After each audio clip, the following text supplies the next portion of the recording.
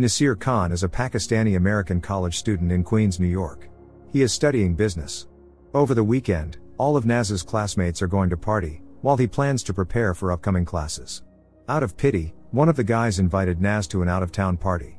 Naz was surprised to learn that the party would be at the guy's ex-fiancee's place. Naz lives in the eastern neighborhood. Many of his female relatives sell goods at the market. In the evening during dinner, Naz mentioned that he was going to a student party. The father said nothing, but the mother didn't want her son to go to such places. Naz was very anxious, rehearsing in advance how he would behave at the party. It was his first time. At the last moment, Amir, Naz's only close friend, changed his mind about going to the party. Amir has a car, unlike Naz. The guy realized that he wouldn't have another chance to become part of the collective, so he decided to secretly take his father's car, who works as a taxi driver. It was October 24, 2014. While driving, Naz listened to loud rap music. For the first time in his life, he felt like a really cool guy. Two men decided that Naz was a taxi driver and got into the car. Naz tried to explain that he wasn't working, but the guys were insistent. Only the intervention of police officers made them get out of the car. However, when a beautiful stranger got into Naz's car, he couldn't refuse her and agreed to take her to the river beach. On the way, the girl suddenly said she wanted a drink. Naz kindly agreed to go to the store to get beer and water for her. At the register, Naz asked the cashier for permission to use the employee restroom. This was captured on surveillance cameras. Meanwhile, in the parking lot, a man noticed the girl and offered her to get into his car. When Naz returned, he filled up the car. That man continued to watch, which didn't escape Naz's attention. All this was also captured by surveillance cameras. Naz drove the girl further. A conversation started between them. Naz told her that it was his father's car, which he shared with two colleagues. When the girl found out that Naz had missed a party because of her, she decided to make it up to him and handed him some kind of pill. Sitting by the river, the guy and the girl had a heartfelt conversation. She didn't want to be alone tonight. Later, they continued driving around the city. Naz was already feeling a rush of euphoria. Of course, he didn't mind visiting his new acquaintance's place. When some passing guys made a joke about Naz's nationality, he started acting defiantly, which contrasted with his harmless appearance. The girl peacefully resolved the conflict. One of the guys watched them for a long time. There was a lot of alcohol and more at the girl's house. Seeing a cat, Naz used his inhaler because he has asthma. The girl let the cat out. Finally, Naz asked the girl's name. She avoided the question, asking if he had a girlfriend. She was clearly in the mood to have fun. For the first time in his life, Naz was doing something so crazy. His new acquaintance turned out to be a real wild one, loving knives. Naz accidentally cut the girl's finger, but it didn't bother her at all. Passion arose between them. Naz woke up a few hours later with a terrible headache, not remembering how he ended up in the kitchen. Returning to the bedroom, he told the girl he was going home, but she didn't respond. At first, Naz thought the girl was sleeping, but when he turned on the light, he saw that she was lifeless. Panicking, Naz ran out, realizing too late that he had left his car keys in the house. He had to go back. The noise attracted a neighbor's attention. Grabbing the keys and for some reason taking the knife, Naz hurried away, but he was stopped by the police for a traffic violation. Naz tried to keep his cool, but the officers realized he was under the influence of alcohol. Officer Robert Maldonado suggested letting the guy go, attributing it to careless driving, but Officer Cass Wiggins felt he had done something more serious. In the end, Naz was forced to get into the police car, though without handcuffs. The police arrived in response to a call from a concerned man who heard noise from his neighbors. It was the same house where Naz had spent the night. According to the witness, a man ran out of the house, got into a taxi and left. No one responded, so the police went inside. Naz wanted to escape, but the car was locked. The man, the neighbor, looked at Naz suspiciously. After discovering the body, the officers called for backup. Obviously something terrible had happened. An ambulance arrived at the crime scene, but of course nothing could be done for the girl. It was still before dawn when Detective Sergeant Dennis Box received the call. The colleague asked him to take on a new case. All this time, Naz was in tense anticipation. More experts kept arriving at the crime scene. Detective Box inquired about the known details from his colleague. Naz tried his best to stay calm. Officer Wiggins ordered the guy to be taken to the police station. Naz still hoped that he would be released later. Meanwhile, the detective and the forensic team continued working at the crime scene. Naz decided to call home, but at the last moment he changed his mind. The guy would give anything not to be here right now. No one knew that the knife from the girl's house was hidden in his jacket. The police still hadn't found the crime weapon. One of the guys who had seen the girl with Naz that night passed by the house again. But he didn't yet know that the girl was no longer alive. Naz continued to be held at the police station. Nazan woke up their father, saying that his elder brother still hadn't come home. Dennis Box interviewed the passerby, who said he had seen the girl with some Arab guy a few hours ago. When the guy, who clearly had substances with him, refused to cooperate further, the detective ordered the colleagues to take him to the station. Naz didn't return his parents' calls, still hoping to get out of this situation. Salim, Naz's father, called the son's friend Amir, who said that Naz had planned to go to a party. However, Amir didn't know the address. Dennis Box arrived at the police station. The officers decided that after searching Naz, they would release him because they had more important matters to attend to. Dennis told his colleagues that the victim's name was Andrea Cornish, 22 years old. That's how Naz learned her name. The guy was afraid that the officer searching him would find the knife. Suddenly the witness, who had also been brought to the station, corrected the detective who was reading the case files. The man who fled the crime scene didn't catch a taxi but left in his own. This was an important detail. Officer Wiggins decided to search Naz again and found the knife. It turned out her intuition was right. Naz denied his involvement. Detective Box calmly explained that they would just have a conversation, but Naz panicked and tried to resist. All attempts by his parents to reach him were in vain. Naz became the prime suspect in the case. Detective Box, behaving extremely politely, questioned Naz, who said that Andrea had gotten into his father's taxi this night. Naz also told how he and Andrea had been by the river. The detective asked the suspect if Andrea had somehow offended him. Dennis Box really didn't understand anything and claimed he wanted to help. Suddenly Naz had an asthma attack. Meanwhile, his family was calling all the hospitals in the area. The detective knew for sure that Naz had been at Andrea's house. The guy denied harming her, claiming he had fallen asleep, and when he woke up Andrea was no longer breathing. Naz got scared and ran away. Dennis Box didn't believe it much because all the evidence pointed against Naz. The most crucial evidence was the knife and the witness testimonies. Obviously Naz's DNA would be found all over Andrea's house, just as her traces would be found in Naz's car. The guy continued to deny his involvement. Dennis Box advised Naz to repent and tell the truth because this would give him a chance that the jury might be more lenient. The guy remained silent. The detective ordered Naz to come with him. The police treated Naz very roughly, ordering him to change into prison clothes. Dennis Box watched the suspect the whole time. The witnesses were still not allowed to leave the police station. The forensic experts knew they had a lot of work to do. Naz was photographed from all angles, then all necessary DNA samples were taken. Dennis advised the suspect not to resist because it would only create problems for him. Then Naz's fingerprints were taken. Suddenly the guy declared that he wanted a lawyer, but the forensic experts couldn't help him with that. It was not their area of expertise. Naz was put in a pretrial detention cell. A man who clearly didn't look like a police officer walked past him. This man's name was John Stone, and he was a lawyer. Learning that the guy behind bars was suspected of a terrible crime, John became interested. The forensic experts sorted all the evidence. John Stone returned, stating that he wanted to talk to Nasir Khan. The lawyer asked Naz a few questions, during which it became clear that he had never had any trouble with the law. In general, Naz was an exemplary student. Having obtained all the necessary information, Dennis Box allowed the first witness to leave. The police had to work overtime because every minute was crucial. Detective Box questioned the second witness. Trevor Williams claimed he was out walking alone that night. He identified Andrea and Naz from photographs. John Stone advised Naz not to talk to anyone without a lawyer. John also promised the guy that he would get him out of here and arrange a phone call for him soon. After that, John learned the details of the investigation from the duty officer. The fact that Detective Box was handling the case was bad news. Finally, Naz was allowed to call home. The guy honestly told his father where he was and what he was being accused of. Salim immediately rushed outside but did not find his car. Naz was haunted by memories of Andrea. Probably someone else was in the house that fateful night besides them.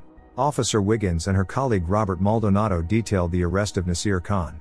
Cass immediately felt that something was off with this guy. The lawyer met with Naz again, who wanted to tell the jury the truth. However, John Stone said that the truth wouldn't help them.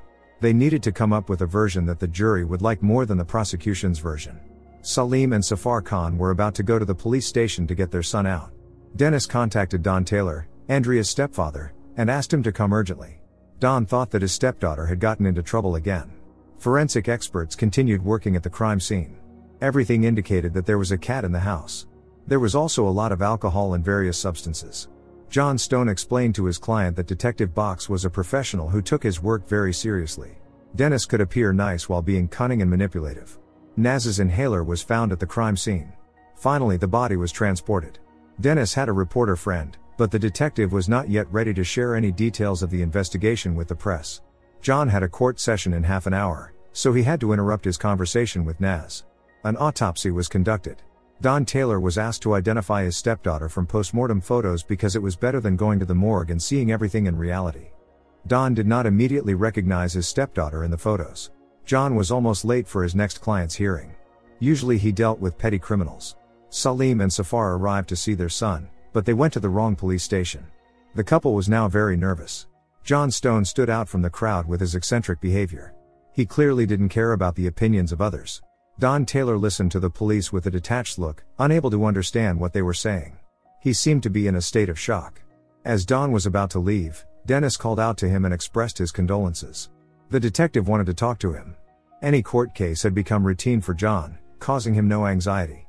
Finally, Salim and Safar arrived at the correct police station, but they were denied a meeting with their son because he was 23 years old. Don and Dennis talked in a cafe. Don said that Andrea led an immoral lifestyle. Her mother Evelyn had passed away of cancer a year ago, and her father had been gone for a long time. Andrea had many boyfriends, but Don did not remember anyone named Nasir Khan.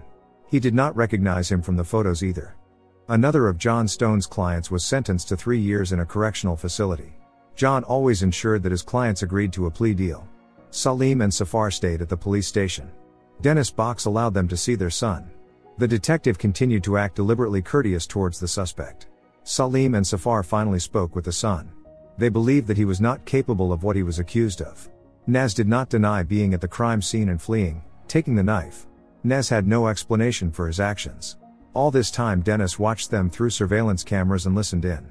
The parents were surprised to learn that their son already had a lawyer. Meanwhile, John Stone was riding the subway, heading to the police station. Naz's parents sincerely thanked the detective for the opportunity to talk to their son. He was extremely polite to them, creating a false sense of security. However, Naz remembered his lawyer's words that Dennis Box was a cunning beast. Dennis had no doubt that Naz was guilty. John Stone was not at all intimidated by the detective's confidence. John met Naz's parents, explaining that their son was currently detained for possessing a weapon.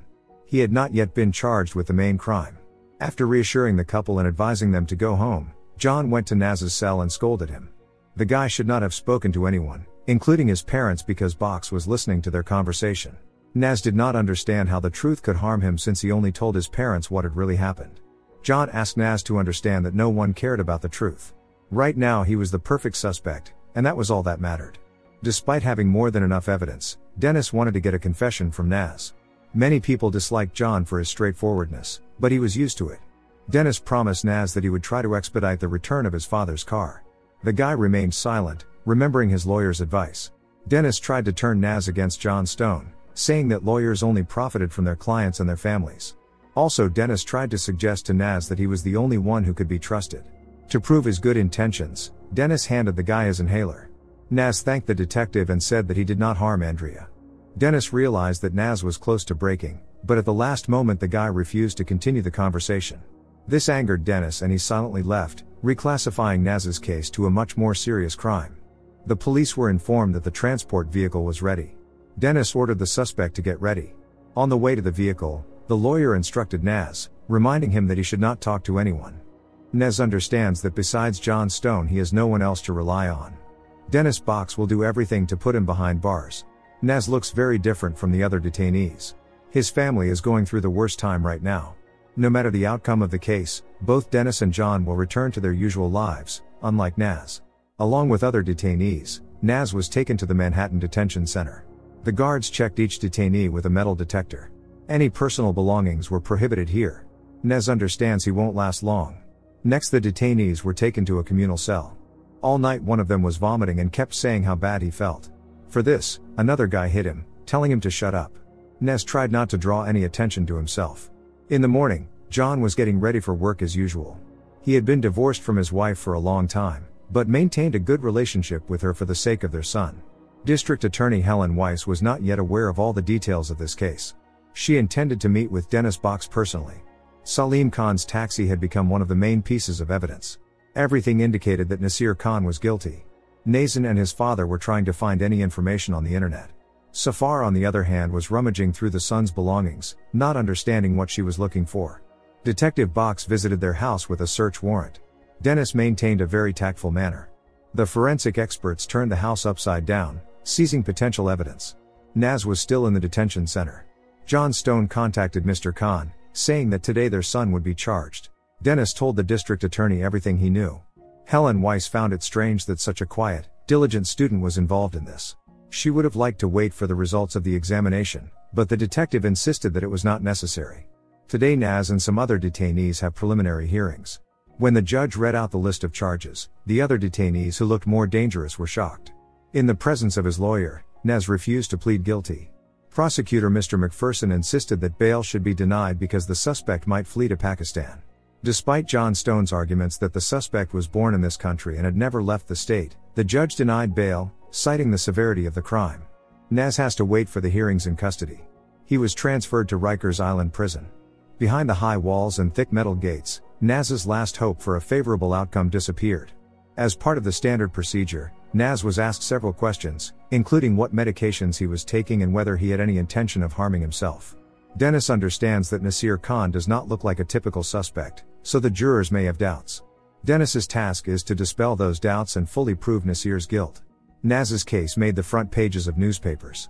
John Stone wants to meet with the client's parents and to hint that everything comes with a price. However, upon learning that the prosecution had strong evidence against Naz, John began to doubt he could make a fortune. Nevertheless, he went to the Khan's house, telling the grief-stricken couple that their son faces life imprisonment if found guilty. John Stone promised to approach his work with the utmost thoroughness, but he demanded a fixed fee of $75,000 for his legal services. The Khans are simple working people and don't have that kind of money. John suggested they mortgage their house. When it became clear that the Khans couldn't afford this, John lowered the price to $60,000, but the family still didn't have that much money. Now they have only one option left, a public defender.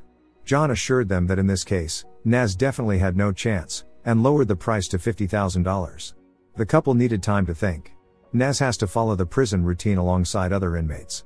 A guy passing by looked at him closely. The inmates received clothing sets and hygiene products. There is Freddie Knight, a privileged inmate, who has an affair with a female guard from whom he periodically receives useful items. The warden made it clear to the inmates that any violation of order is strictly punished. Naz tries to keep to himself and avoid trouble. But how long can he hold out like this? The district attorney received an order to immediately convene a jury. Later in her office, she met with John Stone, who believes that Nasir Khan had no motive to harm Andrea. John hopes to negotiate with Helen to reclassify the case as a manslaughter crime, but she disagreed. Salim's life has turned into a waking nightmare. Since the car was seized as evidence, he and his colleagues Tariq and Yusuf, with whom he shared the car, can no longer work.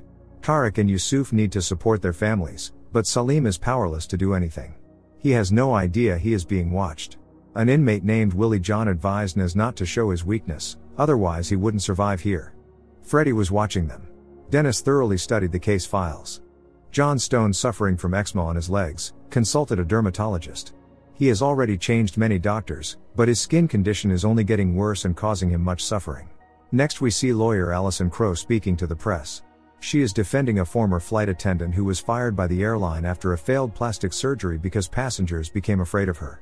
At the first opportunity, Naz's family visited him. In the visitation room, the guards thoroughly searched each visitor for anything prohibited. Naz recounted to his parents once again how it all happened. He doesn't remember why he woke up in the kitchen and not in the bedroom. However, Naz is certain that he couldn't have harmed Andrea. Salim believes that the jury will see the truth behind all this evidence. Freddie continues to watch Naz. A press conference was held on this case. Reporters asked questions, emphasizing that the suspect is a Muslim. The motive for the crime is still unclear. John Stone also made a statement to the press, saying that Nasir Khan is a citizen of this country and that his religion doesn't matter. Seeing this on the news, Alison Crow contacted a detective she knew to get the address of this family. At night in his cell, Naz was surrounded by 3 inmates who started threatening him, but a guard stopped it. The guard also gave Naz shoes from Freddie as a sign of support. Naz is still trying to keep to himself and avoid attracting attention. Yusuf and Tariq went to the police to retrieve the taxi they had bought jointly with Salim. The officer explained that this was impossible because the car was evidence. The co-owners of the car have the right to sue Nasir for car theft. This is the only way to get it back. The officer gave them the business card of a lawyer, John Stone. Meanwhile, John tries to manage his skin condition by following the doctor's advice. Afterward, he decided to personally visit the crime scene, taking photos and videos. Thanks to his connections in the police, no one obstructed him. The cat, which clearly belonged to Andrea, returned. John fed the animal. The cat started purring. In prison, Muslim inmates are allowed to perform their morning prayers. Alison Crow asked her office colleague, Chandra Kapoor, who speaks Hindi, to accompany her to meet the Khan family. Alison explained that John Stone is a very slippery person, only interested in payment. He usually gets a confession from the client because he doesn't like to appear in court. Alison frankly said that a hopeless case like Naz's could cost 5 times more than what John requested. This is the rate professional lawyers charge for their services. But Alison is willing to help for free and use all her resources. John attends an anonymous support group for people suffering from eczema. This condition is very difficult to treat. For good behavior, inmates are allowed to watch TV. Suddenly Freddie discreetly showed Naz a mobile phone, but Naz declined this generosity. Stone bought cheap clothes at the market. After waiting his turn, Naz called his family and learned that they had hired another lawyer because Mr. Stone was a greedy unprofessional. Naz was puzzled, not understanding why Alison Crow wanted to help for free. At Rikers prison, John came to meet Naz and gave him the clothes. He was surprised to hear that the parents had hired another lawyer for Naz. The guy was sorry because he liked Mr. Stone. Before leaving, John gave Naz his business card. He didn't want to give up potential profit. After this, John went to Alison's office, but she wasn't there. Alison was represented by her assistant, Chandra. John was outraged that Alison had poached his client. Walking past a shoe store, John felt a sense of injustice. Due to his ailment, he has long been unable to wear anything other than sandals. Concerned people had organized a small street memorial in honor of Andrea. Her cat was here. John would have liked to take the animal, but he couldn't because of his allergy. The guard approached Naz and told him that Freddie wanted to see him. Naz had to go to the privileged inmate cell. Freddie explained to Naz that in prison, people with crimes like his become outcasts. Everyone hates them. It doesn't matter whether Naz is actually guilty because the prison has its own justice system, and he's already been judged here. If Naz befriends Freddie, it will guarantee his safety. However, Naz silently refused Freddie's protection, which deeply offended him. When Naz's cellmate Willie found out about this, he called Naz an idiot. Freddie has a lot of authority here, so whatever he offers one should accept. John decided to take care of Andrea's cat and put it in a shelter. It's unlikely this poor creature will find new owners because animals are kept here for 10 days before being euthanized. When Naz returned to the common cell, he found that his bed had been set on fire. Now most inmates are against Naz. John Stone received an urgent call. The Khans can't leave their house because they are being hounded by the press everywhere. Naz is too non-confrontational, so he is ready to make concessions to anyone who asks, even to his own detriment. Inmate Calvin Hart told Naz that if this continues, his life will become an unending torture. Now Naz must show respect to Freddie and not provoke him. Respect is all they have left here. If even after this, Naz continues to be despised, he must defend himself even at the cost of his own skin. Show weakness, and it's over for you. Now John has to be content with minor cases. He can't get Nasir out of his mind. John attended Andrea's funeral, wanting to ask a few questions to the victim's acquaintances. But his plans were thwarted by Dennis, who revealed to everyone that John was the former lawyer of the suspect. John still doesn't believe in Naz's guilt, unlike Dennis, who has no doubts about who is behind all this. When the detective left, John witnessed a conflict between Don and some guy. John filmed it on his phone. Later, he reviewed all available photos of Andrea and noticed a selfie she had taken in front of a rehabilitation center. John decided to pay a visit there. In the prison gym, Calvin briefly explained to Naz whom to beware of and whom to befriend. It is important to clearly understand the hierarchy here. John continues his personal investigation, which draws attention to himself. John lied about looking for a rehabilitation center for his son, but he was chased away anyway. Because of his brother the criminal, Nazan had problems at school. Nazan got into a fight and was suspended from classes despite his high academic performance. A guy from the rehab center agreed to help John but did not want to be tracked. John agreed to lend the guy his phone temporarily so he could download all the necessary materials. Calvin explained to Naz that here everything could be a potential weapon, including matches and boiling water. The most important thing is not to play gambling games, or you could drown in debt. John paid the guy who provided him with a copy of Andrea's medical records. Meanwhile, John continues his legal practice with minor cases. After another hearing, John crossed paths with Chandra and gave her documents from the rehab center where Andrea was periodically hospitalized. Perhaps one of the dealers had a motive to harm her. Freddie once again passed something to Naz through the guard, a new set of clothes. Naz was confused. A hearing is scheduled for today, so the courthouse is surrounded by the press. Salim refused to comment. Allison Crow met with Naz, saying she could help him only if he completely trusted her. In court, she would be the only one speaking. John also intended to be present, even though he was no longer Naz's lawyer. He again proclaimed his innocence. Allison insisted on bail, mentioning that John Stone acted incompetently. This caused everyone in the courtroom to laugh. The judge again denied bail, agreeing with the prosecutor. Afterward, Allison gave a brief comment to the press, stating that the prosecution had deliberately treated her client unfairly.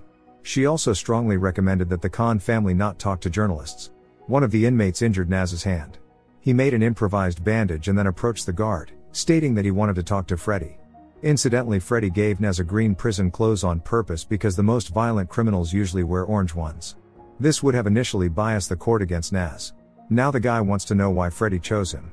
The answer is simple: because of his intelligence. Unlike most criminals, Freddie is educated, just like Naz. This connects them, which is why Freddie wants to help Naz survive here. But for this, Naz must ask him. At night, Calvin told Naz why he ended up here. Several years ago his niece was taken dead by her fiancé. He got out of prison 2 years after the appeal because the prosecutor didn't want to lift a finger. So Calvin decided to take justice into his own hands and fired a shot but accidentally hit another person. The real criminal remained unpunished. Allison is swamped with work, just like Helen. Any case for them is just another one. John's skin condition is worsening. He has already lost all hope of recovery. The doctor prescribed him new medications. Naz now visits the prison gym to build muscle mass. There he witnessed a conflict between Freddie and another guy. A brutal fight broke out between them. Allison Crow met with Helen Weiss to negotiate. The district attorney agrees to a 15-year sentence if the defendant pleads guilty to manslaughter. Crow said she would try to convince him. Reading the prescription, the pharmacist explained to John that his medication has a lot of side effects. However, he has no choice. Meeting with Naz, Allison frankly said that things were bad. He fled the crime scene with a knife. Now it doesn't matter if Naz considers himself guilty or not because all the evidence is against him. The only chance to avoid a life sentence is to make a deal with the prosecution. Barely holding back tears, Naz asked for time to think. Later on his prison bunk he found a book, a gift from Freddie. It seems he should accept Freddie's patronage. Talking on the phone with a lawyer, Salim learned that his son is likely to plead guilty in court. This broke the couple. Dennis doesn't like that the prosecution is delaying the trial. John went to a bar and struck up a conversation with the patrons. That's how John learned that the prosecution offered Naz a deal. It's already all over the news. Calvin advises Naz not to agree to the deal. The one who took the life of Calvin's niece, Charlene, risked going to court and is now walking free. During the next meeting with the lawyer, Naz stated that he did not agree to the deal with the prosecution. This answer did not please Allison, so she assigned her assistant to talk to Naz.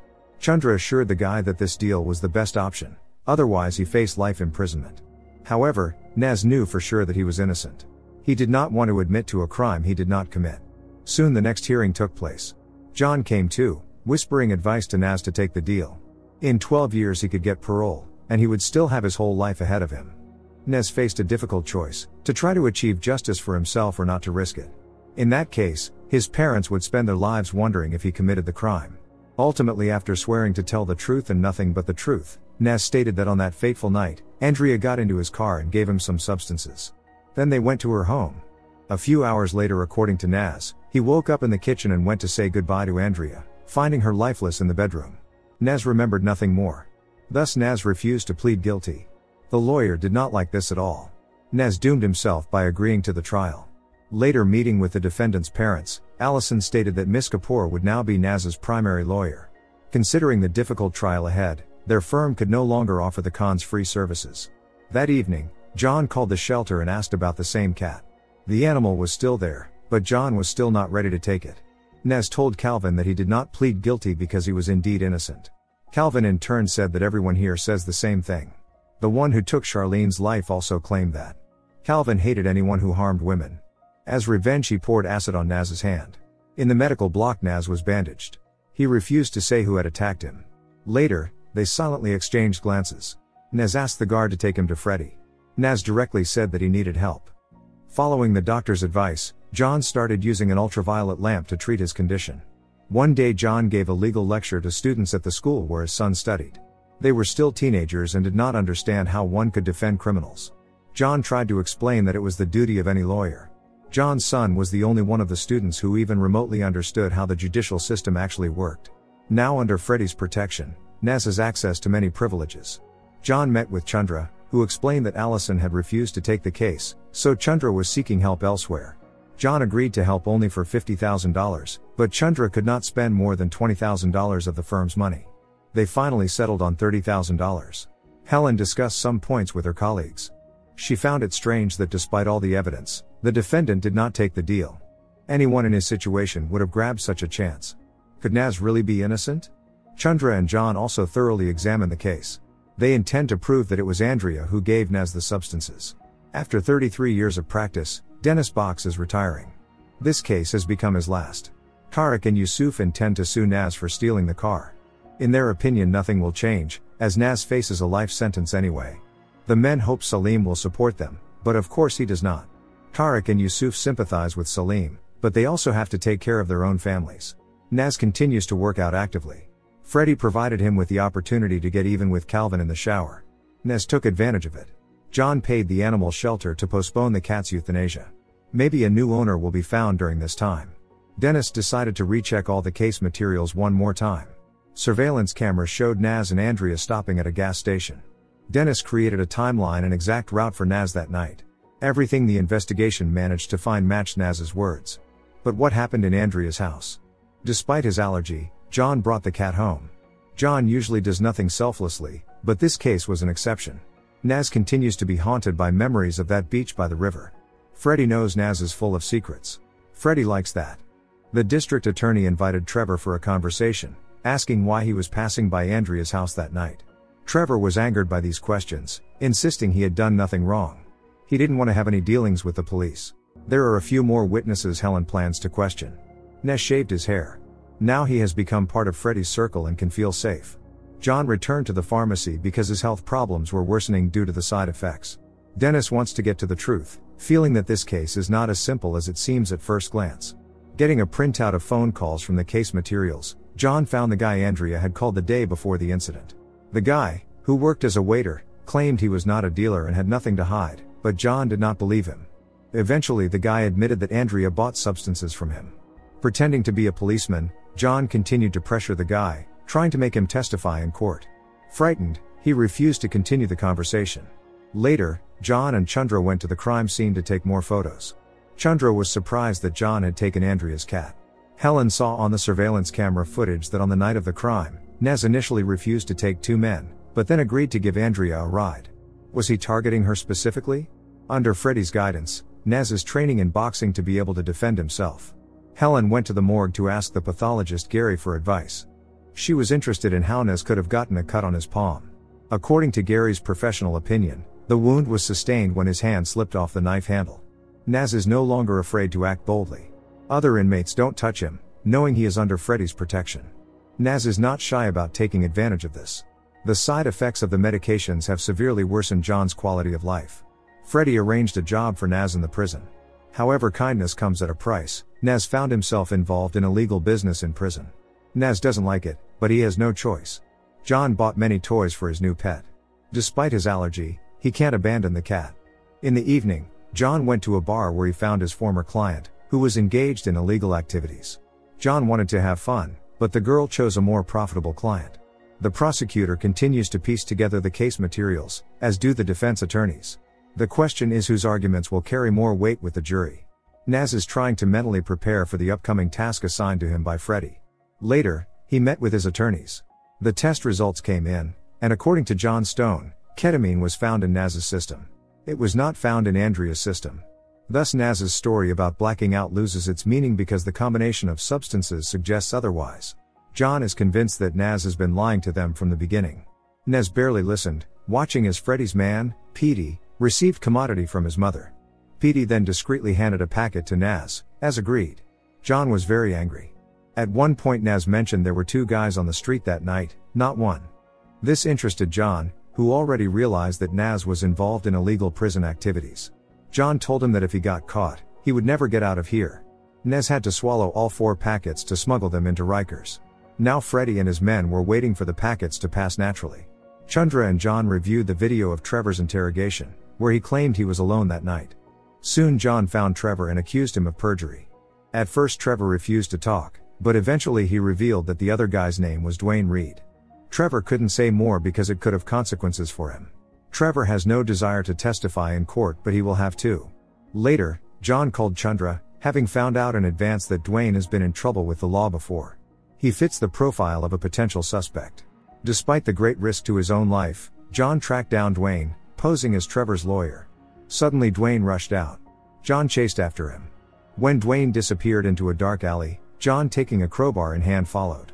However, he had already completely lost Dwayne. At home, John fusses with his pet. Because of his allergy, he has to wear a respirator. The news reports that the high-profile case of Nasir Khan has sparked a wave of national discord. As a reward, Naz received a mobile phone from Freddie. Now he can call his family at any time. Naz knows that things are tough for them, even though they never complain. Safar went to the employment center, hoping to get a job. She was fired from her previous one because of her son. Dennis Box and a tech specialist combed through Nasir Khan's social media. It seems he was a friendly guy who helped many with their studies. His close friend was Amir. Rumors spread in prison that Naz had a mobile phone. However, Naz doesn't want to share it with everyone. Relying on the facts, Helen tries to analyze Naz's behavior that night. Out of desperation, John has turned to alternative medicine in an attempt to heal his skin. Nothing gives him relief. Naz decided to get a tattoo. Freddie told him that he could use the phone as a business, charging $10 per minute of conversation. Freddie joked that he would make a decent prisoner out of Naz yet. Chandra continues to study the case materials. From the security camera footage, she managed to see the license plate of the second car at the gas station.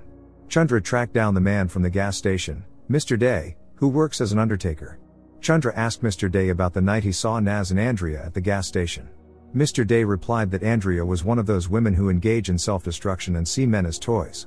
Typically, such women meet a sad end because at some point it turns out they have no real power over anyone. Chandra clearly doesn't like her interlocutor speaking in riddles. In parting, he advised Chandra to read a specific passage from the Bible. John is taking a solution previously prescribed by the Asian doctor. Perhaps this will be his salvation. The doorbell rang. Chandra stood on the doorstep with a Bible in her hand.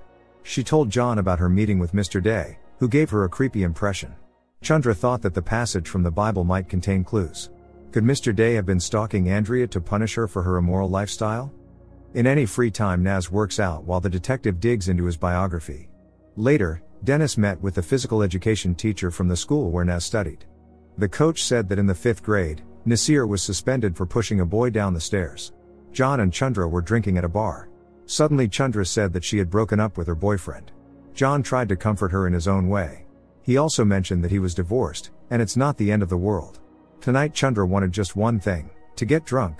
That same evening, John left a voicemail for his son Gooden, suggesting they spend some time together. John really misses him. The jury trial is coming soon, so everyone is on edge. From Dennis, John learned about the incident in school when Naz pushed his classmate down the stairs. For Chandra, this was also an unpleasant surprise. It turns out Naz isn't so innocent after all. Chandra met with Naz, who explained that after the Twin Towers incident, all Muslims in the USA began to face bullying. Naz pushed his classmate in response to an insult, not just for no reason. Chandra believes Naz. Or at least she says she does. Tomorrow is an important day for Naz. The court hearing is scheduled. The nervous tension is at its peak. Safar got a job as a cleaner. Chandra rehearsed her opening speech all night. John called her, advising to keep the speech short and clear. Dennis was drinking at a bar. He's also on edge. John played with his cat through the door. Chandra was distracted by the doorbell. On the doorstep was Salim Khan, who now works in delivery. Chandra felt awkward. She went to get the money, but when she returned, Salim was already gone. Freddie got a suit for Naz so he would look presentable in court. However, Naz refused because his mother would send him clothes. For the first time in many years, John experienced a remission of his illness. Could it be that alternative medicine works? The moment came when John could afford to wear shoes, something he hadn't been able to do for a very long time. The first thing he did was share the good news with Chandra, but she didn't care because she was rehearsing her speech. Naz received clothes and shoes. John told Naz that his shirt was awful and suggested they switch. A defendant should be in a light-colored shirt. The judge announced the court session open. The district attorney delivered the opening statement, urging justice for Andrea and warning not to be deceived by the defendant's innocent appearance. It was the defense's turn to make their opening statement. Chandra was very nervous but held up well, urging the jury to remain objective. The first to testify were the police officers who helped Naz kick the pushy passengers out of the taxi that night. After them, many more witnesses were called. Returning to the anonymous support group, John shared the miracle that had happened to him. Freddie has more than one victim to his name, but he doesn't strive for life outside. Even in prison you can have a good life if you want to. But it requires brains. For Naz this is little consolation. He would change everything if he could. At the next hearing, Officer Wiggins testified about the arrest of Nasir Khan. Naz was arrested for drunk driving, and eventually the crime weapon was found in his jacket. Officer Maldonado fully confirmed his colleague's words. Naz spent his evenings with Freddie and his pals. At least in prison he has friends. On his way to his cell, he witnessed an indecent scene between Petey and an inmate named Victor, who was stronger. Naz decided to call Chandra, who didn't expect it at all. He thanked her for everything she was doing for him and wished her a good night. Naz adapted to prison life but doesn't want to spend the rest of his life here. In the morning, John decided to review the crime scene photos on his phone. Later, he shared some of his thoughts with Chandra. John found it strange that a 22-year-old unemployed girl lived in a $10 million house, like a fairy tale heroine. Reviewing the documents, John learned that Andrea inherited the house from her mother. John found the man Andrea's stepfather argued with at the funeral. Raymond Halley works as an estate consultant and can't share client information. John threatened that he could go through the court, in which case there would be no informal conversation. This made Ray agree to talk. Evelyn, Andrea's mother, was his client. After her mother's demise, Andrea inherited the house. Don, who was much younger than Evelyn, also claimed the inheritance. This wasn't the first time Don married an older woman for her estate. This led to conflict between Don and Andrea. Now after her demise, he would get everything. John tracked down Don, who works as a fitness trainer. It looks like he's found a new naive victim among elderly ladies. Soon a lifeless woman was found in the street, having perished under the same circumstances as Andrea. However, reporters aren't interested in some crime on the outskirts. The prosecution calls another witness, the pathologist. Gary Chester repeated the same thing about the nature of the injury on the defendant's palm as he had previously stated in the morgue. Unable to bear it, Safar left the courtroom. While Chandra questioned the witness, John watched Don, who was also present. Chandra pointed out the expert's error during the last trial. Perhaps Gary Chester was wrong this time too. During the break, John decided to spy on Don. Chandra approached Safar in the restroom, saying that everything matters now, what Naz wears and how his family behaves. None of them can just run out of the courtroom, even if it's hard. Chandra was shocked to realize that Safar entertains the possibility that Naz is guilty. Safar thinks she has raised a monster. John watched Don dine at a restaurant with that elderly woman from the gym. Salim became a stranger among Muslims. Yusuf and Tariq have already consulted a lawyer and found out they can't get the car back. The men plan to buy a new car but no longer want to work with Salim. Because of his son, all Pakistanis in the country have been regularly attacked. In the evening, Safar was looking through the son's childhood photos when suddenly someone outside threw a stone at the window. At the next hearing, Helen continues to question witnesses. John went to the same gym where Don usually goes, who did not look grieving at all. John also managed to find out that Don's credit cards were all overdue. He had already declared bankruptcy several times. John met with Don's former lover, Jean, who always knew he was a freeloader. Jean is wealthy, so she can afford it. She started actively flirting with John, who immediately delicately stopped it. The hearings continue. It turned out that in college, Naz, who had a prescription from a doctor, was selling substances. Some students bought them before final exams. Naz made a good profit. After all, he was studying business. In the evening, John fed the cat and, wishing the animal good night, went to bed. In the morning, John went to his son's school to boast about his success in treating his skin condition. However, Gooden was indifferent to it. John wanted to give his son the cat, but the boy didn't want it. He would prefer a pit bull. Naz once again noticed Petey and Victor together. Petey's mother is very worried about him and continues to deliver packages with commodities to the prison. In court, the coach talked about the incident when Naz pushed his classmate down the stairs. It turned out that this wasn't the only incident. There was also a case when Naz threw a can of Coca-Cola at a guy in the cafeteria. The guy ended up needing 12 stitches. The lawyers were unpleasantly surprised. To survive, the Khan family had to pawn jewelry and silverware. Don realized that John was following him and started threatening him. John's plan failed. Having gained determination, Naz called his mother, but she did not answer. Naz was very upset. In court, Chandra asked Detective Box why he did not immediately charge the suspect. Dennis calmly replied that he usually gives suspects time to think because they often confess on their own. John continues to care for the cat. At night while he was sleeping, The pet got out of its room and came to its owner. In the morning, John woke up with terrible allergy symptoms. John returned to the Asian doctor, hoping he could help with asthma treatment as well. However, the doctor said the only way was to get rid of the source of allergens. John really doesn't want to do that. In the evening, Dennis wrote a resignation letter, but it was not a joyful event for him. Yusuf and Tariq bought a used car, still unwilling to share the business with Salim. Mr. Cutler, the waiter, testified in court, admitting that Andrea periodically bought something from him, including ketamine. Later, Chandra spoke privately with Naz. He is grateful that she is fighting for him in court.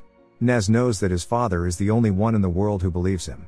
Holding Naz's hand, Chandra said that she believes him too. Unexpectedly they kissed. Naz remembered how it was with Andrea. Chandra immediately regretted it and left.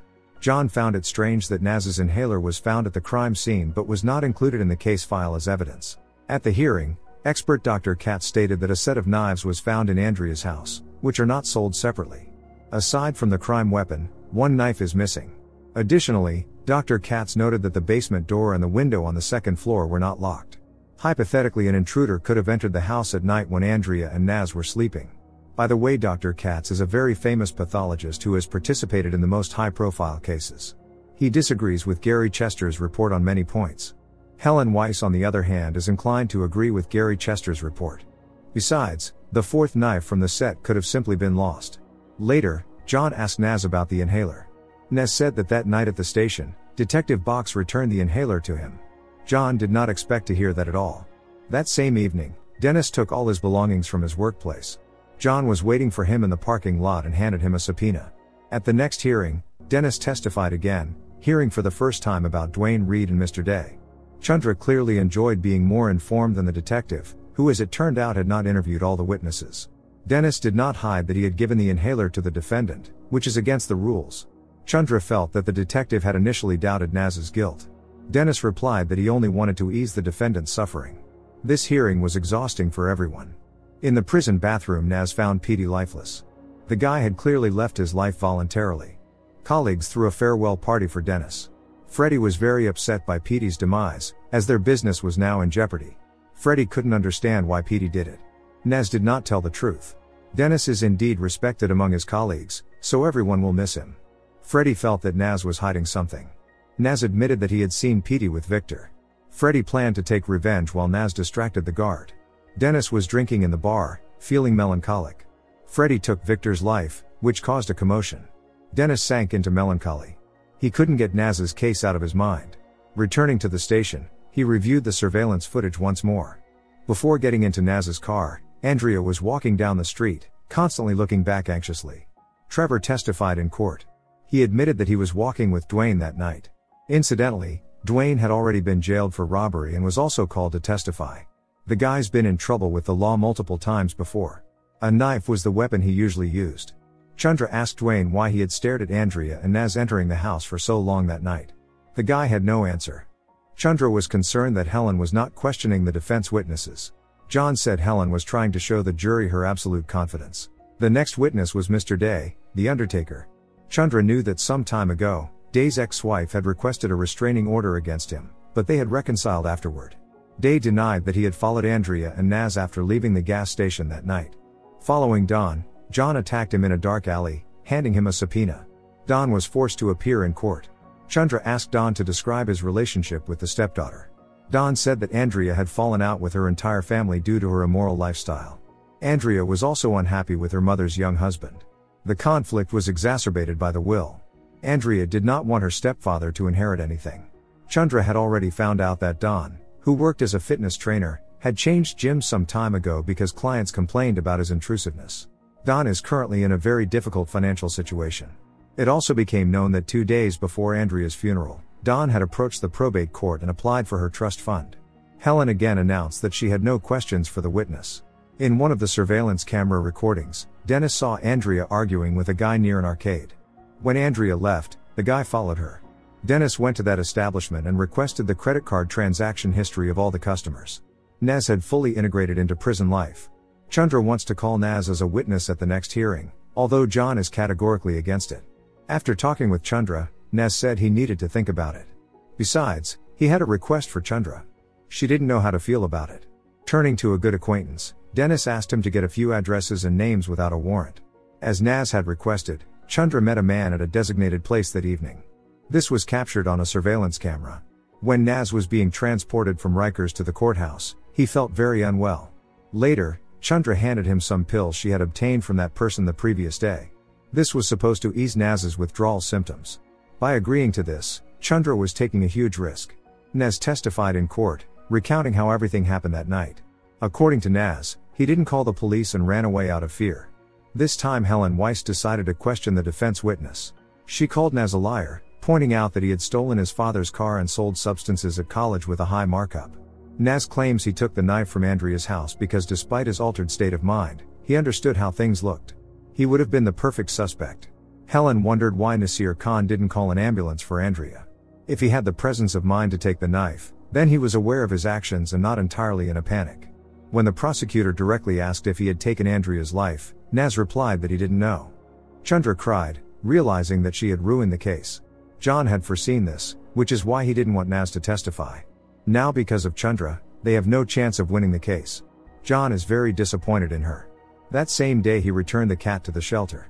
The next hearing will take place after the weekend, on Monday. John vacuumed his apartment to get rid of the cat hair. Naz got new tattoos. John threw away all the cat toys and other items. Dennis couldn't sleep, continuing the investigation. He carefully reviewed all the materials again and connected the facts. In Andrea's call logs there was one name, Raymond Halley. Dennis tried to recall the name of the victim from the nightclub shooting some time ago. It's possible the police missed a suspect. Dennis tried to distract himself by playing golf, but it didn't help, plus it started to rain. Dennis went back to the arcade and started a conversation with Ray, the financial advisor. Ray didn't immediately recognize the detective who had handled the nightclub shooting case. It was Ray who was the victim who had been wounded. Ray didn't want to talk, but the former detective began to press him. Dennis knew that Ray was involved in illegal activities. Additionally, due to his gambling addiction, Ray had financial problems. The day before Andrea's demise, Ray withdrew a sum of money from her account. Dennis was aware that Ray didn't spend that night at home. A phone signal can be tracked even if it's turned off. And unlike Naz, Ray had a motive. Naz met Terry, an inmate who couldn't defend himself. Learning that Terry was married, Naz offered him protection. Freddie and Naz were looking for someone to smuggle commodities into Rikers in place of Petey and his mother. The fact that Terry was married would work in their favor. Dennis presented new evidence to Helen, but she believed there was more evidence against Naz than against Ray. Using his connections, Freddie obtained a surveillance video disc from the guard. John found an envelope with the disc under his apartment door. The video showed Chandra and Naz kissing. Meanwhile, she was preparing the closing speech. John met with Naz and offered to show the video to the prosecutor's office. Due to the lawyer's incompetence, they could get the trial annulled, and everything would start over. With the media frenzy, professional lawyers would line up to represent Naz in court. Of course this would mean the end of Chandra's career, but Naz's whole life was at stake. John strongly advised Naz to take this chance. Naz agreed. John submitted the video to the prosecution. Chandra was accused of incompetence, but the prosecution refused to annul the trial and appointed John as the lead attorney in the case. Naturally, John was not happy with this outcome. John was sure it was Dennis who had planted the disc, however he denied it. Alison Crow told Chandra that this would be her last case. Clearly Alison didn't need incompetent staff. John spent the entire night drafting the closing speech. First the prosecutor gave her closing statement, summarizing by saying that all the evidence points to Nasir Khan. There is no proof that anyone else was in Andrea's house that night. Nasir is the only suspect for the police. After these words, Dennis left the courtroom. Andrea received 22 blows and deserves justice. That night, John practiced the speech, feeling very nervous. This is the most serious case of his life. Due to stress, John's allergy worsened. He took all his medications but it didn't help. His eczema returned. John ended up in the hospital. The doctors said that the medicine given to him by the Chinese man was questionable.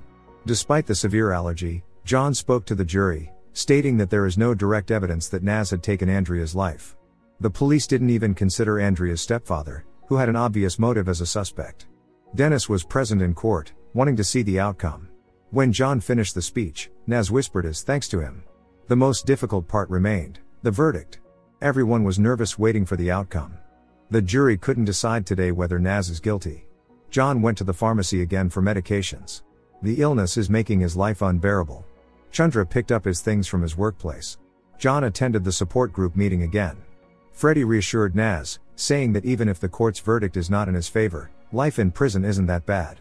Freddie saw a kindred spirit in Nez right away, so he will always help him. After long discussions, the jury was still deadlocked.